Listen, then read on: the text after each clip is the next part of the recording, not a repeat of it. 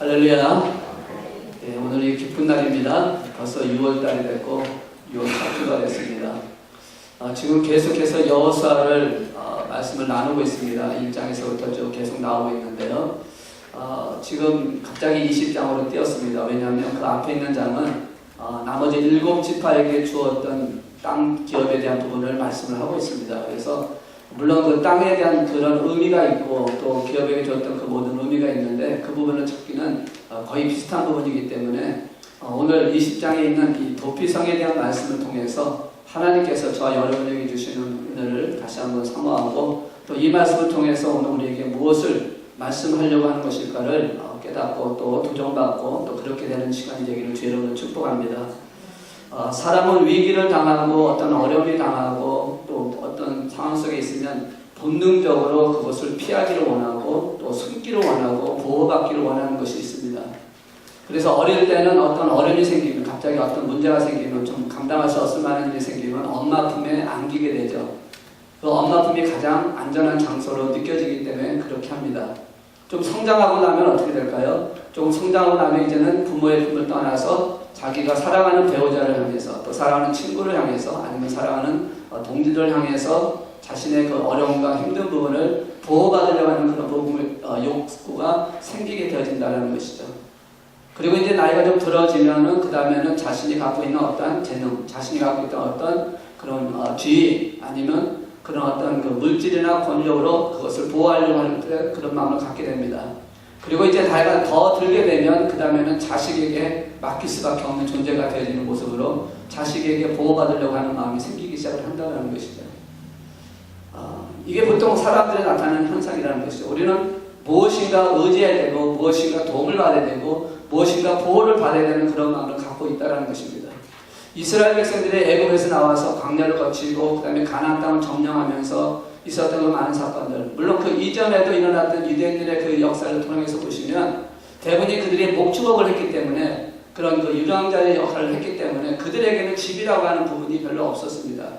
항상 장막을 들고 다녔고 장막을 폈다 졌다 하는 것이었기 때문에 사실상 어떤 도움을 받으려고 한다든지 어떤 그래서 위험이 왔을 때 그들이 찾고자 했었던 것은 뭔가 크게 보호될 만한 것을 찾았던 것이 발견합니다. 그래서 성경에 있는 말씀 보시면 이스라엘 백성들의 유적지나 이스라엘 가서 보시면 이 동굴이 참 많은 것을 발견하게 됩니다. 그러니까 사람들에게 기초적인 보호 본능을 바꾸자 하는 것이 가족적인 것이었다면 그 가족이라 하는 말은 결국 집이라고 하는 단어를 표현할 수가 있는데 그 집의 역할을 감당하는 게 목축들에게 이런 그 방랑하는 유랑민들에게는 동굴이 굉장히 중요한 역할을 한다는 것이죠. 그 동굴을 통해서 보호받고 동굴을 통해서 피하기도 하고 동굴을 통해서 안식도 얻는 그런 것을 참 갖게 되어집니다. 그래서 그 아브라함이 자기 아내 사례를 했던 그 막벨라 굴 같은 그것도 사실은 동굴이었던 것을 발견하게 됩니다. 사진을 잠깐 한번 보시면은 바로 이게 지금 막벨라 굴이 있었던 장소의 그 사진이거든요.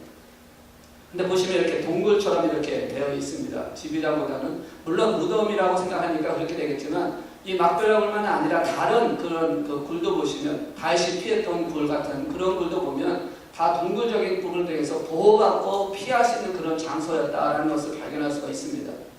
그래서 이스라엘 백성들에게 하면 참 그런 동굴이 많고요. 또 기념 교회들이 세워진 그 모습 보면 동굴이 참 많은데 사실 동굴이라고 하는 것은 이렇게 말씀을 합니다. 우리 앞에 스크린에 있으니까 참조하시면 되겠습니다.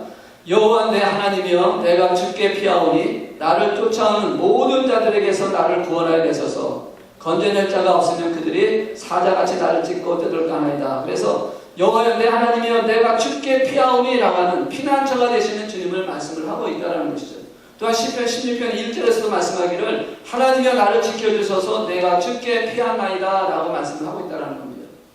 그러니까 지금 하나님을 피난처라고 하는 표현을 참 많이 하고 있습니다. 특별히 시편에서 이 피난처라고 하는 표현을 하는 것이 몇 번이나 나오냐면 37번이나 나옵니다. 하나님이 피난처 되신다. 하나님이 피난처 되신다라고 하는 그 표현이 37번이 나오는데 사실 우리도 좀 피해야 할 곳이 있지 않아야 되냐 하는 것입니다. 인생을 살면서 신앙의 길을 걸어가면서 우리에게도 참 많은 일들이 있습니다. 이스라엘 백성들이 애굽에서 나와서 광야길을 걸어가면서 가나안 땅에 들어가면서 점령하고 정복하는 그 모든 가운데서 사실상 그것이 표현되고는 있지는 않지만 그것이 얼마나 힘든 일이었을까. 얼마나 오랫동안 다녔던 그 길이었기 때문에 고통도 당했던 것이고 여러 가지 있었을 때 무엇인가 어디에다 쉬고 싶은 마음이 충분히 있을 수 있었다는 것이죠. 우리가 신앙생활 하면서도 특별히 우리도 쉬고 싶을 때가 있다는 겁니다. 힘들 때 쉬고 싶을 때가 있다는 것이죠.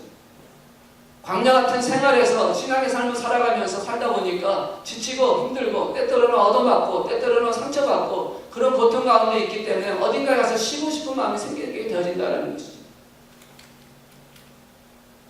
우리 며느리 되시는 분들이 그런 얘기를 많이 하지 않습니까? 시어머니한테 많은 상처받고 힘들어졌을 때 그것을 풀이할 수 있는, 그걸 해소할 수 있는 데가 어디입니까? 어머니 품에 가서 열심히 풀어놓고 해결하고 거기서 위로받고 다시 힘을 얻는다는 그런 얘기를 가끔 하더라고요. 무언가 지쳤을 때, 뭔가 힘들어할 때 무엇인가에 위로받을 수 있는 것이 좀 필요하다라는 것이죠. 마음속에 있었던 그 상처, 마음속에 있었던 그 아픔들, 마음속에 있었던 그 답답함들, 마음속에 있었던 그 억울함들, 이런 모든 것들을 어딘가를 풀어놓기를 원하는 것이 사람들의 마음인데, 그 피난처, 그렇게 풀어놓을 수 있는 장소가 필요한데, 그 장소가 오늘 주신 이 말씀을 통해서 우리에게 몇 가지로 말씀하고 있는 것이 바로 하나님께서 그러한 피난처적인 역할을 감당하면서 이스라엘 백성들에게, 특히 가나안 땅 이제 땅을 분배하고 기업을 다 나눴던 그 지파 각 지파들에게 이제는 새로운 제도를 하나 만들어 주시면서 이 제도를 통해서 너희들이 당해야 할, 너희들이 앞으로 가야 할 길에서 일어난 여러 가지 문제 속에서 지치고 힘들고 어려운 일이 있을 때, 아니면 어떤 억울한 일이 당했을 때, 아니면 불가피한 사건 속에서 일어나는 것 때문에 정말 힘든 고통, 그런 위험한 상황에 들어갔을 때 과연 그때 어떻게 할 것이냐, 내게로 와서 쉬라고 하시면 하나님의 뜻을 갖고 도피성이라는 제도를 만들어 주시면서 이 도피성을 각 지역에 6군데를 만드시고 이 도피성을 통해서 와서 쉬어라, 피난처가 되어라 하는 그런 의미로 말씀을 하고 있다는 것이죠. 그래서 오늘 이 도피성을 통해서 주님께서 하나님께서 우리에게 말씀하시는 것은 바로 새로운 삶을 살아가기 위해서는 이것이 필요한데, 지치고 힘들 때 하나님께 오라는 것입니다. 도피성적인 역할을 만들어 주시면서 이것을 통해서 하나님께서 너희들에게 주시고자 하시는 하나님의 깊은 뜻, 그리고 이제 신앙의 삶을 살아가는, 이제는 땅의 분배를 다 마치고 살아가는 이스라엘 백성들이 가야 할 길에서 일어날 그 미래에 대한 부분을 하나님은 미리 아시고 그것을 막아주시고 그것을 이기게 하실 수 있게끔 도피성이라는 제도를 만들어 주셨다는 것입니다.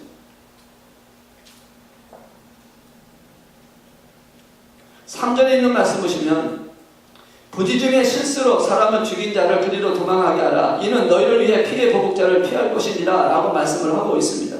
억울한 사람이 되어 누명을 쓰고 억울한 사람이 되어서 혹시라도 그런 위험을 당했을 때에 하나님께서는 그 사람들이 피를 흘려서 땅에서 일어나는 것을 받기를 원치 않기 때문에 그들을 보호할 하나의 제도를 만들어 주셨다는 것입니다. 그러면서 이 제도를 통해서 오늘 우리에게, 후대에게, 이제 믿음의 삶을 살아가는 자들에게 무언가를 말씀하시려고 하는 하나님의 계시적인 것이 있다는 겁니다. 저는 오늘 그것을 나누려고 하는 것입니다. 이 제도를 통해서 하나님 우리에게 뭘 말씀하려고 하는 것일까? 거듭 강조하지만 성경을 읽다 보면, 성경을 읽으면서 우리는 항상 왜라고 하는 질문을 하는 것이 굉장히 필요하다는 것이죠. 왜? 그래야 하나님의 뜻을 알 수가 있으니까, 하나님의 계시를 알 수 있으니까, 하나님께서 원하시는 것이 무엇인지를 바라볼 수가 있으니까. 왜라는 그 질문이 되어질 때 우리는 하나님 앞에 부르짖어 기도하게 되고, 왜라는 그런 질문이 생길 때 하나님의 음성을 들으려고 몸을 치기 때문에 하나님께서는 그 계시를 보여주고 말씀하시는 줄로 믿습니다. 자, 그럼 왜 도피성이라는 제도를 만들어 주셨을까?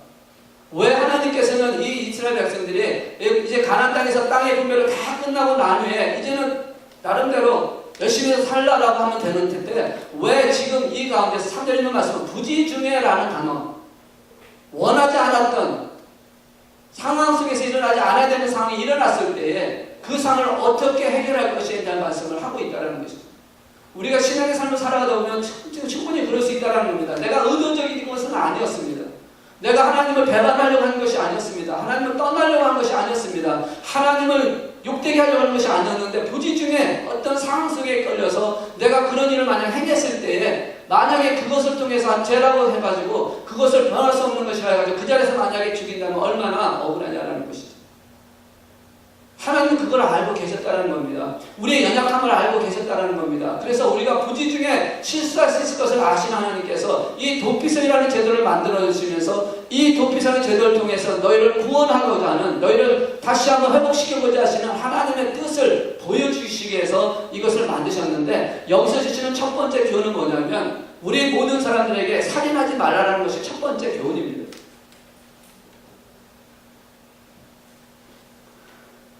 부지 중에 실수로 사람을 죽인 자를 그리로 도망하게 하라라는, 사람을 죽인 사건이 일어났다라는 것입니다. 살인이 일어날 것이라는 것을 말씀합니다. 그런데 여기서 말하는 살인은 외적인 살인만을 얘기하고 있지만 우리 주님께서는 다시 이것을 바꿔 말씀하기를 외적인 살인만이 아니라 내적인 살인도 살인이라고 말씀을 하고 있다는 것입니다. 도피성에 도망할 자가 누구냐면 살인한 자입니다. 부지 중에 실수로 살인한 자라는 것입니다. 그런데 하나님께서는 이 살인을 육신적으로 외적으로 보여지는 진짜 살인을 말하는 것만이 아니라 내적인 부분에서 이루어지는 살인 사건도 이 살인과 똑같이 보고 계시고 있다는 것을 알라라는 말씀을 하는 것이에요. 그래서 도피성의 제도를 먼저 말씀하고 있다는 것입니다. 마태복음 5장 21절에 있는 말씀 보시면 이런 말씀합니다. 옛사람에게 말한 바 살인하지 말라. 누구든지 살인하면 심판을 받게 되리라 했다는 것을 너희가 들었으나, 옛사람의 성경에 있는 말씀을 통해서 모세를 통해서 살인하지 말라라고 말씀하고 하나님 명령을 받았습니다. 그럼에도 불구하고 그 중에 살인할 수가 있습니다. 그러나 살인하게 되면 어떻다라는 게, 누구든지 살인하면 심판을 받을 수밖에 없다라는 것이죠. 죄에 대한 대가를 치러야 한다는 것입니다. 이거는 외적인 부분을 말하고 있습니다. 근데 주님께서는 뭐라고 말씀하냐면 그 다음에 22절에 있는 말씀 보면 이렇게 말씀을 하고 있다는 것이죠. 나는 너에게 이르노니 형제에게 노하는 자마다 심판을 받게 되고 형제에 대하여 라가라 하는 자는 공항에 잡혀가게 되고 미련한 놈이라 하는 자는 지옥불에 들어가게 되리라. 살인하는 자만 심판을 받는 게 아니라 형제에게 노하게 하는 자, 형제에 대하여 라가라 하는 자, 미련한 놈이라고 하는 자, 이거는 외적인 살인이 아닙니다. 내적인 부분에서 일어나고 있는 사건들입니다. 그런데 그것을 예수님께서 뭐라고 말씀하냐면 심판을 받을 것이라고 말씀을 하고 있다는 것이죠. 오늘 우리에게 주신 첫 번째가 살인하지 말라고 하는 20장 3절에 있는 말씀을 통해서 살인을 하지 말라고 하는 이 말씀은 지금 외적인 살인만이 아니라 내적인 살인 부분을 하지 말라는 것입니다. 지금 이 말을 들은 제자들은 처음에는 그랬을 거예요. 옛사람이 살인하지 말라고 하는 것을 너희가 들었으니까 우리는 살인하지 않았어. 우리는 사람을 죽인 적이 없어. 그러니까 우리는 괜찮다라고 생각했을지 모릅니다. 그런데 그 다음에 나오는 말씀을 들었을 때 얼마만큼 그들에게 충격적인 말씀이었을까요? 오늘 우리가 신앙의 삶을 살아가면서 느끼게 되는 부분이 바로 이런 부분이라는 것이죠. 우리가 비록 여러분들 우리가 살인한 적이 없습니다. 여기 앉아 계시면 살인한 적 없어요. 왼쪽으로 피지컬리 살인한 적이 없습니다. 그런데 우리는 피지컬리가 아닌 내적인 부분에서 지금 22절 마태복음 5장 22절에 있는 말씀처럼 다른 사람에게, 형제에게, 자매에게 우리가 내적인 부분에서 그 안에 살인을 하고 수도 있다라는 것을 우리는 기억을 해야 한다는 것입니다. 비록 육체적인 죽음을 하지는 않았지만 우리의 말을 통해서 충분히 그렇게 할 수 있다라는 것을 예수님께서는 말씀하시면서 오늘 그것을 이 도피성을 통해서 우리에게 말씀을 하고 있는 것입니다. 살인하지 말라는 것입니다. 나는 죽이지 않았다고 얘기할지 모르지만 내가 만약에 생각으로 아니면 내가 어떤 입으로 어떤 말을 통해서 그 사람에게 어떤 말을 통해서 분노를 하게 만들고 그들을 상처받게 하고 하는 것이 있었다면 나는 심하게 한 말뿐이 없어, 직접적인 타격을 한 적은 없어 라고 얘기한다 할지라도 하나님 보실 때는 그것이 살인이 되어질 수 있다라고 본다는 것입니다. 이게 하나님의 말씀이거든요. 예수님께서는 마음으로 미움을 해도, 마음으로 욕설만 해도 그것을 살인으로 보여준다라고 말씀을 한 것입니다. 그렇기 때문에 일단 우리의 생각에서 있었던 것을 말로 나가는 순간부터 이미 반절은 죽인 거나 똑같다라는 그런 개념입니다. 우리의 말을 그만큼 조심해야 한다는 것입니다. 우리가 그만큼 우리의 생각을 조심하게 해야 한다는 것입니다. 이 상담학자들의 말에 의하면은 사람들의 대부분이 갖고 있는 문제의 8, 90%가 뭐냐라고 하니까 뭐냐고 얘기하냐면 분노에서 나오는 것이다 라고 그렇게 얘기를 하고 있습니다. 오늘 마태복음 5장 20절에 보시면 바로 그것이거든요. 형제에게 노하는 자마다는 바로 분노거든요. 이 시대에 일어나고 있는 사건들을 보면요, 분노로 인해서 일어나는 많은 살인 사건을 봅니다. 분노로 일어나는 싸움을 봅니다. 분노로 일어나서는 분열을 봅니다. 분노로 일어나서 하는 그런 다툼을 보게 됩니다. 지난 금요일날 저녁 4시 반에 버지니아 비치에서 총기 사건이 일어났습니다. 원인은 뭔지 모르지만 이거 총기 사건이 일어났던 그 사람이 그 시 공무원이었다라고 얘기를 하고 있습니다. 그 시청에 들어가서 총으로 쏘아가지고 12명이나 죽고 4명이 사상자를 받았습니다. 그 안에 있던 사람들은 그냥 일하다가 졸지에 당한 것이에요. 그런데 그 안에 뭐가 있을까요? 그 이유 안에, 그 사람 안에 분노가 있었을 것이라는 겁니다. 뭔가 억울하다는 생각을 했을 것입니다. 뭔가 차별받았다고 생각을 했을 것입니다. 그 분노가 그것을 통해서 살인의 사건으로 나오게 되었다는 것입니다. 미국에서는 그런 사건이 별로 없는 것처럼 보도가 안 돼서 잘 모르지만 한국에서 일어나는 보도 사건을 잠깐 보면요, 이런 차 운전하다가도 보복 사건이 얼마나 많은지 몰라요. 분노가 일어나가지고 차 뒤에다가 야구방망이 갖고 와가지고 차 유리창 깨고 사람 다치는 그런 일을 얼마나 종종 본다는 것입니다. 무차별적인 칼로 사람 찌르는 사건도 많이 일어나고 있습니다. 왜 그렇습니까? 그 생각 안에 있었던 그 분노가 그것이 행동으로 나타남으로 인해서 결국 안 좋은 절망.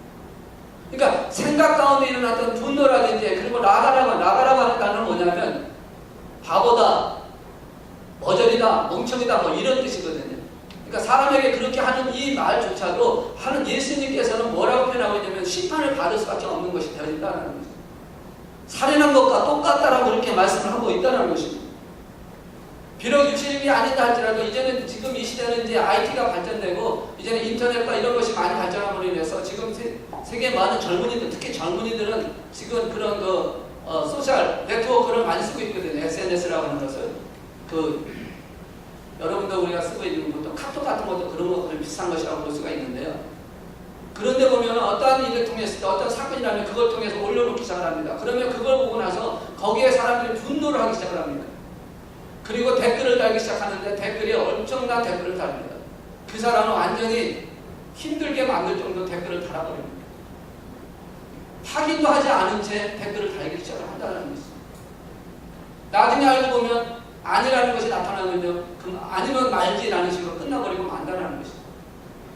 오늘 우리가 그런 생각이 되어서는 안 된다는 것입니다. 지금 그것을 미리 하나님께서는 알고 계시기 때문에 살인하지 말라고 하는 것은 육체적인 피지컬리만 살인하지 말라는 것이 아니라 언어적인 것, 생각적인 것, 그런 그 사람을 대하는 그런 가운데서도 살인하지 말라고 말씀을 하고 있다는 것을 우리에게 말씀을 하고 있는 것입니다. 이 도피성이라는 제도를 통해서 바로 그러한 살인을 하지 말라. 그런데 그런 살인을 했을 때 어떻게 되느냐? 부지중에 할 수도 있다는 것이에요. 의도적으로 하는 것은 고칠 수 없겠지만 부지중에 할 수가 있다는 것입니다. 잘 몰라서 알지 못해서 그럴 수가 있을 때 또 하나 하나님께서 보여주는 교훈이 뭐냐면 이 도피성을 통해서 하나님은 그러한 자, 부지중에 일어났던 몰라서 일어났던 사람을 살리려고 하시는 하나님의 계획을 갖고 있다는 것입니다. 용서해 주려고 하는 마음을 갖고 있다는 것입니다. 안아주려고 하는 마음을 갖고 있다는 것입니다. 그래서 도피성을 6개를 세우고 그를 향해서 피난처라고 하는 말씀을 하고 있다는 것입니다. 그러니까 두 번째로 우리 하나님께서는 우리에게 주시는 이 도피성을 통해서 하나님은 사람을 살리려고 하시고 계신다는 겁니다. 그런 가운데 있는 자들을 살리려고 하신다는 겁니다. 알지 못한 채 지었던 죄들을 하나님께서는 그들을 용서하기를 원하고 계십니다.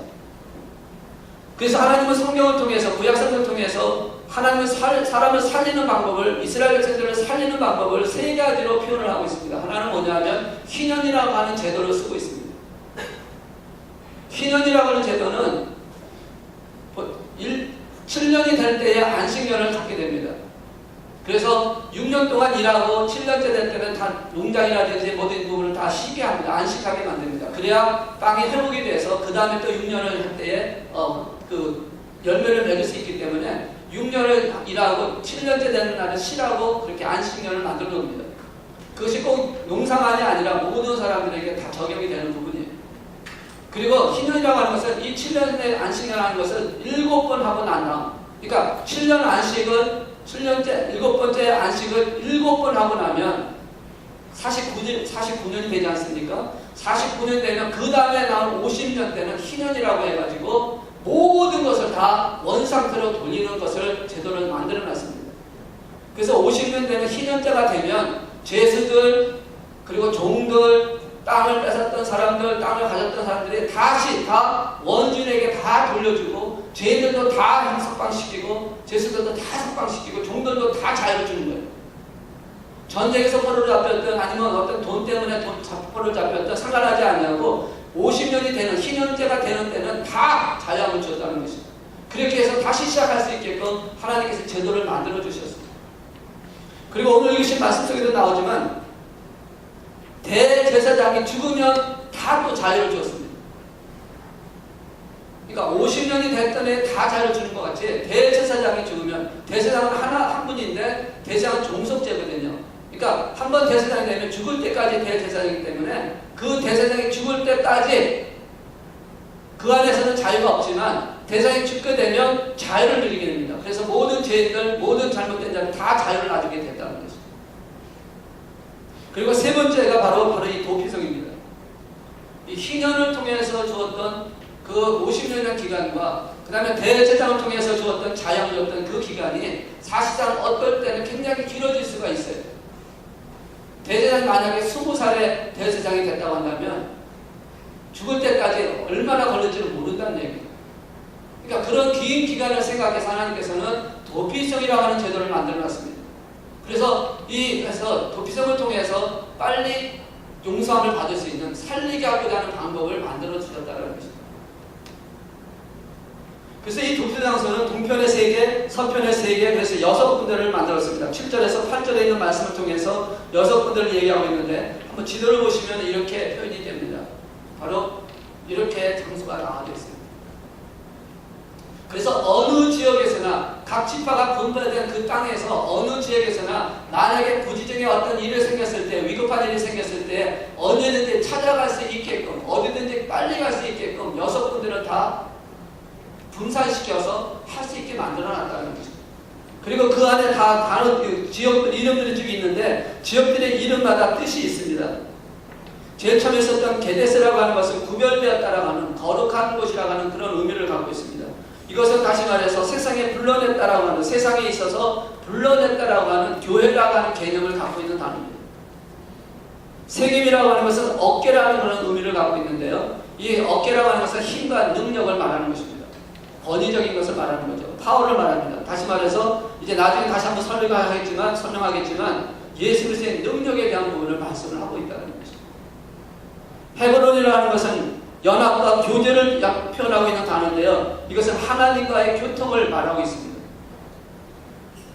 그리고 베셀은 보석이라든지 요새라고 하는 뜻인데 반석에 대한 의미를 갖고 있습니다. 그리고 라못이라고 하는 것은 높다, 영화라고 하는 뜻을 갖고 있는데 예수님 안에서 의인 될 수가 있고 자녀가 될 수 있다라고 하는 그런 것을 올려주는 부분, 영화를 빼준다는 뜻이 있습니다. 그리고 마지막에 곤란이라고 하는 것은 흥분과 뛰놀이라고 하는 것인데 기쁨에 대한 말씀을 하고 있다는 거죠. 그러니까 이 6가지의 성을 통해서 뭘 말씀하냐면 이 안에 들어가게 됐을 때 주시는 은혜 안에서 자유를 얻게 되고 기쁨을 갖게 되고 힘을 얻게 되고 모든 것에서 자유를 얻을 수 있다라는 그런 의미를 갖고 6개의 성을 나눠놓고 있다는 거죠. 그래서 이 6성 안에 들어가 있는 자들에게는 기쁨과 자유가 있게 된다는 것입니다. 그리고 대제사장이 죽으면 그들도 그 성에서 나와서 자유로운 자의 삶을 살 수가 있고, 만약에 그들이 잘못하지 않았음에도 하고 해서 이렇게 쫓겨서 왔다면 그들의 그 백성들에서 재판을 받고서 괜찮다게 되면 나와서 살 수 있게끔 만들어준다는 거죠. 물론 고의적이었다라고 한다면 분명히 거기에 대한 대가를 받아야 되겠죠. 어쨌든 하나님은 우리를 살리려고 하시는 그 계획을 도피성이라는 것을 통해서 말씀을 하고 있다는 것입니다. 죽어가는 자를 살리기를 원하고 계신다는 거예요. 부기중에 실수했다 할지라도, 부기중에 내가 잘못했다 할지라도, 내 마음속에서 잘못된 생각을 통해서 누구에게 상처 줬고 누구에게 힘을 줬다 할지라도 부지중이었다면, 의도적인 것이 아니었다면, 그러려고 하는 것이 아니었다면 하나님께서는 어떻게 하든지 살리려고 하시는 마음을 갖고 있다는 겁니다. 어떻게든지 세우려고 하시는 마음을 갖고 있다는 것입니다. 그래서 이 도피성을 통해서 하나님은 우리에게 말씀합니다. 이 도피성이 누구냐라는 것입니다. 여러분 이미 짐작하셨을 겁니다. 도피성은 바로 예수 그리스도를 말씀하고 있다는 것입니다. 지금 이 도피성을 통해서 우리 주님을 보여주기를 원한다는 것이죠. 예수님이 도피성이라고 말씀하는 것입니다. 예수님이 피난처라고 말씀을 하는 것입니다. 9절에 있는 말씀 보니까 이는 곧 이스라엘 모든 자손과 그들 중에 거류하는 거류민을 위하여 선정된 성읍들로서 누구든지 부지 중에 살인한 자가 그리로 도망하여 그가 회중 앞에 설 때까지 피해 보복자의 손에 죽지 아니하게 하기 위함이라 라고 말씀합니다. 죽지 아니하게 하시기 위해서 부지 중에 일어난 사건을 통해서 봤다면 이것은 유대인들만이 아니라 이스라엘 백성들만이 아니라 그것에 건조하는 거류민까지라는 말씀합니다. 이건 다시 말해서 모든 사람을 얘기하고 있다는 것이죠. 거류민은 이방인들을 말하는 것입니다. 유대인이 아닌 이방인에게조차도 문을 열어놓고 누구든지 도피성 안에 들어오는 자, 부지 중에 실수했거나 부지 중에 어떤 점에서 억울하거나 어떤 상처가 있거나 아픔이 있거나 누구든지 간에 도피성 안에 들어오면 그를 지키시고 그를 보호하고 그를 피난처로 삼아주셔서 그를 살 수 있게끔 만들어주시는 이가 바로 예수 그리스도라는 것을 말씀을 하고 있다는 것입니다.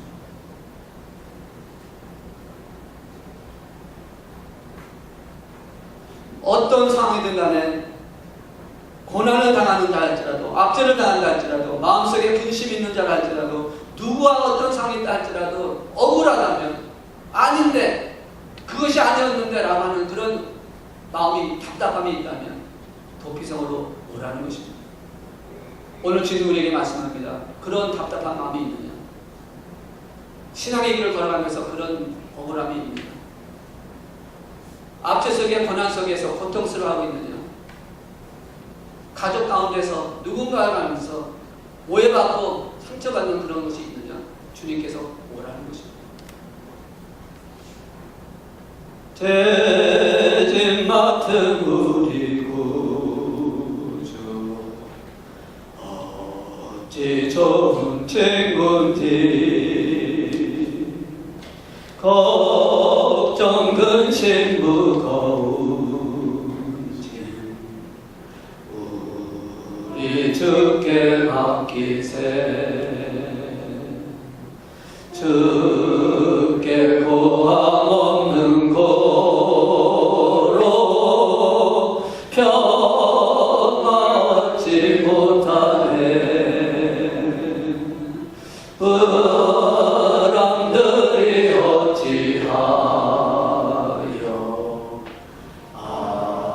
아랫줄을 우리 같이 한번 1절 한번 찬양할까요? 다시 한번 우리 제집 같은 우리 구주 어찌 좋은 친구인지 걱정 근심 무거운 제 주님 앞에 나올 때 위로하시는 하나님 되시는 생각하시면서 우리 같이 한번 찬양합시다.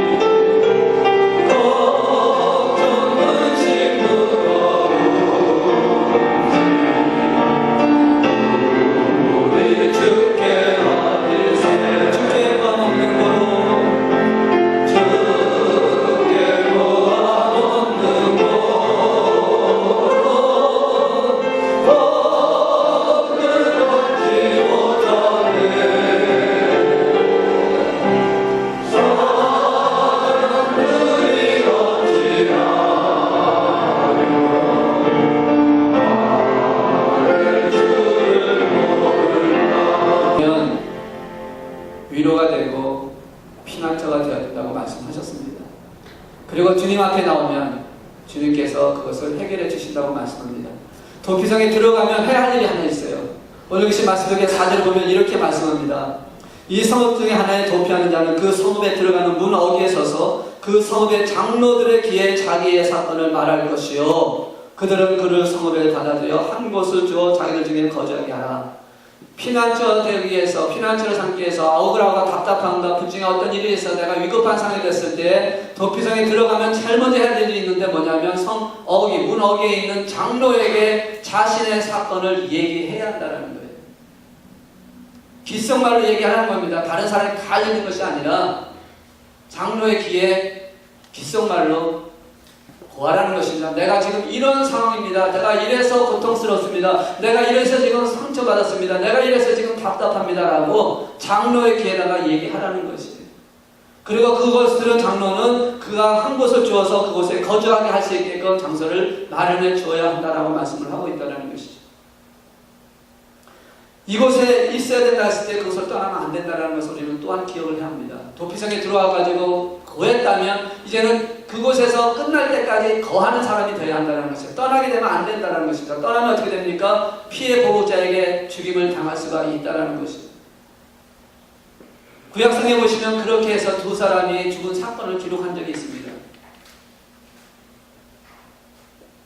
한 사람은 누구냐면 다윗의 아들 압살롬이었습니다. 압살롬은 도피성에 들었는데 그것은 나홀로 인해서 결국은 죽는 사건이 일어납니다. 이것은 뭘 말씀하냐면 주님 안에 있어야 구원이 계속되어진다는 것입니다. 주님 안에 있어야 모든 것이 위로받고 회복이 되어진다는 것입니다. 내가 한번 주님 안에 있었다가 주님을 떠나서 다시 바깥으로 나가면 구원을 이룰 수가 있다는 것을 말씀을 하는 것입니다. 피난처이신 예수 그리스도 안에서 있어야지만 우리가 그것을 위로받게 되고 세상을 얻게 되는 것이지, 그것을 다시 나오게 되면 죽는 존재로 바뀌어질 수밖에 없다는 것을 기억을 하라는 것입니다.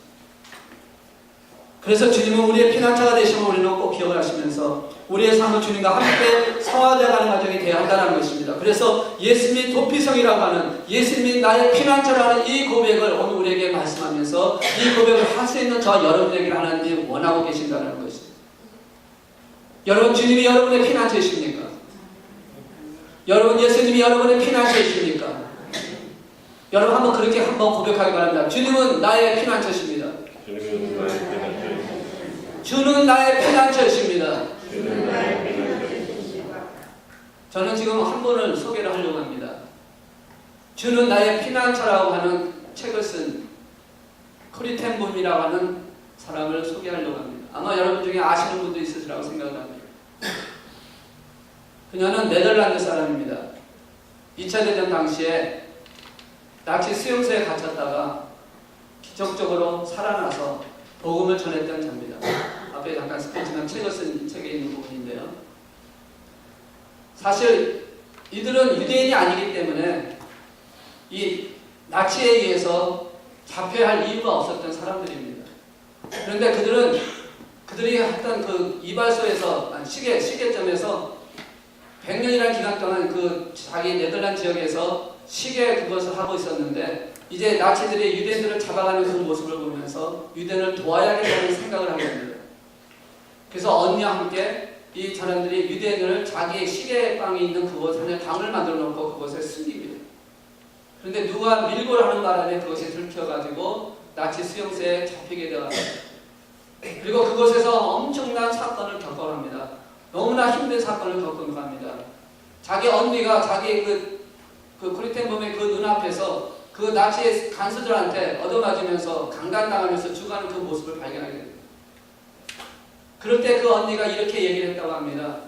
나를 보지 말고 하나님을 바라보라. 나를 바라보면 분노와 화가 나 이런 것 때문에 하지만 하나님을 바라보라, 그렇게 얘기를 했더랍니다. 그래서 그것을 통해서 그가 하나님을 바라보기 시작하면서 그 나치 수용소에 있으면서 하나님을 만나고 그곳에 있으면서 피난처로 느껴지는 예수님을 만나게 되고 위로받기를 시작합니다. 그러다가 갑자기 어떤 일인지 모르지만 기적적으로 석방되는 사건을 통해서 살아나게 됩니다. 물론 그거에 소리된 것도 심한 고초와 순환과 아픔과 고통을 많이 당했습니다. 그리고 그가 걱정에 석방되고 난 후에 그가 복음을 전하는 전도자로서의 삶을 살아가기 시작합니다. 주님께서 나를 어떻게 하셨는지, 주님께서 나를 어떻게 이끌으셨느냐는 증거를 하고 전도를 하며 다니다가 하루는 독일에 가서 복음을 전하라고 하는 하나님의 메시지를 받습니다.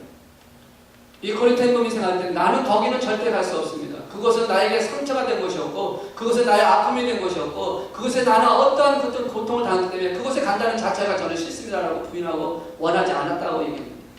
그럼에도 불구하고 하나님께서 계속 가라고 하기 때문에, 그래서 하나님 그럼 제가 순종하고 가겠습니다라고 가서 그곳에 가서 복음을 전하고 끝나고 난 후에 나오는데요. 이 코리텐범이 나하고 전도하고 난 다음에 나올 때 모든 사람들이 악수하려고 길을 섰는데 거기에 한 사람을 보게 됩니다. 누구를 봤냐면 나치 수용소에 갇혀있을 때 자기를 고통스럽게 했던, 힘들게 했던, 가장 악랄하게 자기를 괴롭혔던 간수를 보게 됩니다. 그런데 하나님께서 그에게 악수를 하라는 거예요. 그때 보면 하나님, 다른 사람은 몰라도 저 사람은 아닙니다.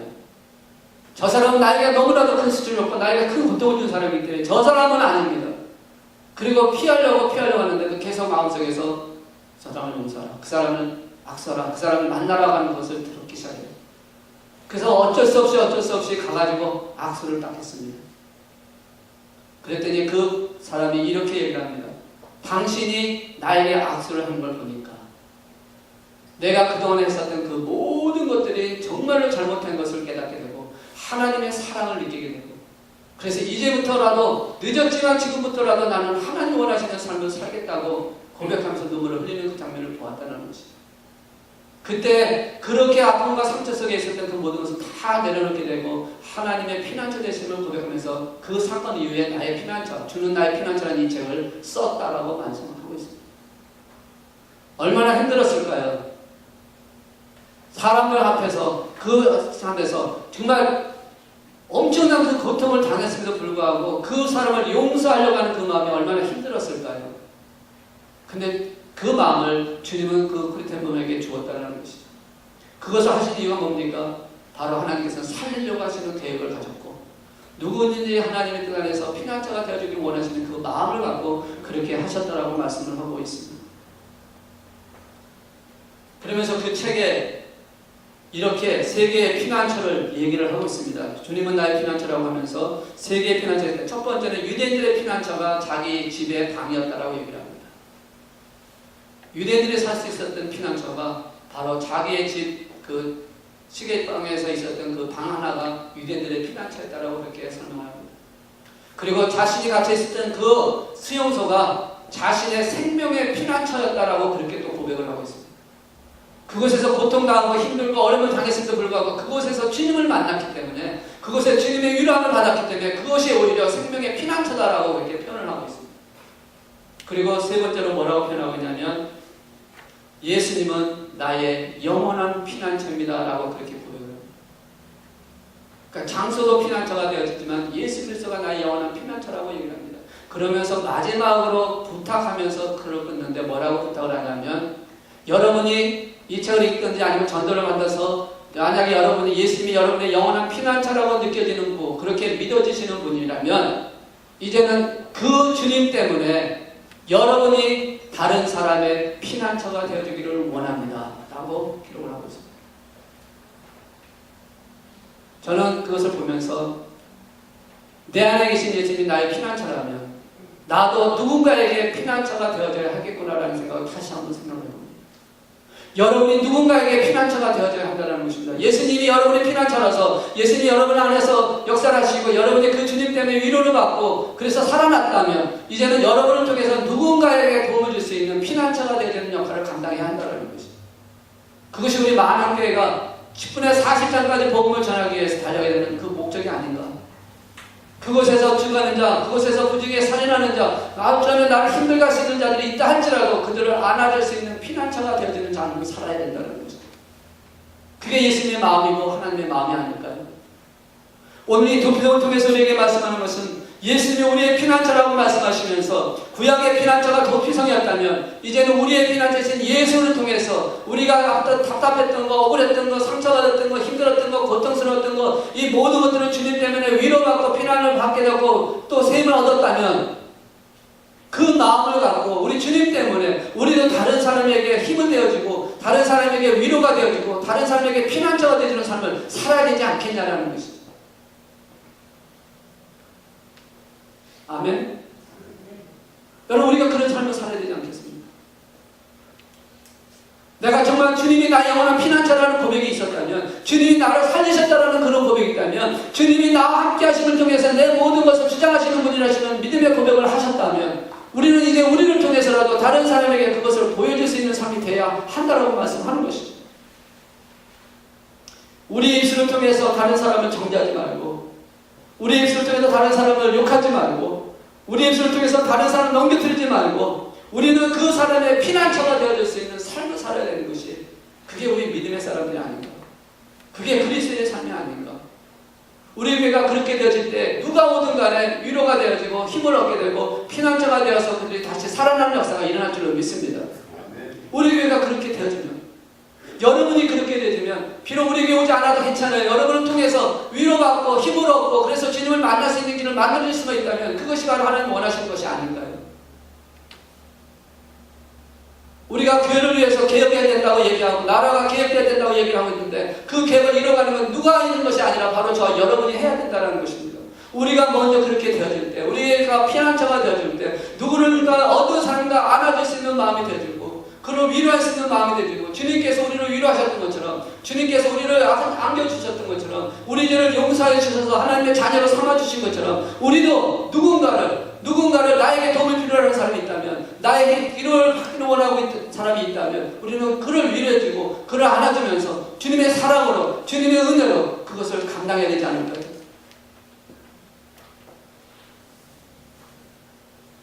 예수님이 나의 피난처이기에 내가 다른 사람의 피난처가 되기를 주의 이름으로 축복합니다. 그 삶을 살기 위해서 오늘도 성령의 도심을 구해야 합니다. 하나님의 기름 부음을 구해야 합니다. 말씀의 검을 갖고 모든 영적 싸움에 승리하며 가야 합니다. 이 모든 말을 하고 분노하게 하고 그리고 나쁜 말 하게 하고 다른 생각하는 그런 모든 것은 그 사람이 하는 게 아니라 그 뒤에 배우자가 있는 악한 영이 하는 거잖아요. 그 악한 영을 쓰러뜨리기 위해서는 우리 안에 성령의 검이 있어야 할 줄을 믿습니다. 이것을 이길 수 있어야 하는 우리의 성령의 능력이 우리 안에 있어야 한다는 것입니다. 우리 교회에 그 성령의 능력이 나타나기를 저는 간구하고 기도하고 있습니다. 여러분 한 분 한 분에게도 그런 역사가 나타나기를 주의 이름으로 축복합니다. 그래서 이제는 하나님께서 쓰고자 하는 위로자로 하나님께서 필요하는 그런 피난처로서의 역할을 감당하는 그런 아름다운 교회, 그런 아름다운 성도, 그런 아름다운 역사를 나타내는 여러분의 가정이 되시고 여러분의 신령이 되시고 우리 많은 교회가 되기를 주의 이름으로 축복합니다.